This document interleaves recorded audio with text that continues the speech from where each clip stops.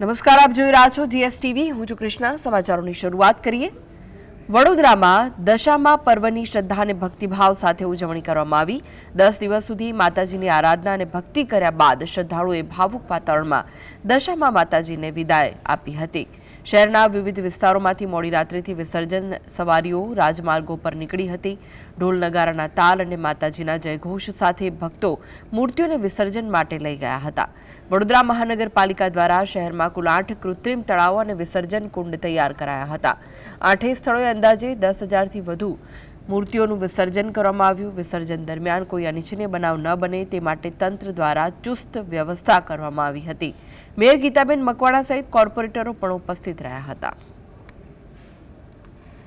મારા પત્ની અને અમે લોકો જે પ્રમાણે દશામાનું વ્રત કરીએ છીએ અને સ્થાનિક લોકોની લાગણી અને માંગણી પણ હતી કે વોર્ડ નંબર 13માં કોઈ પણ કૃત્રિમ તળાવની કોઈ દશામાં વિસર્જન થાય એવી કોઈ વ્યવસ્થા હતી નહીં।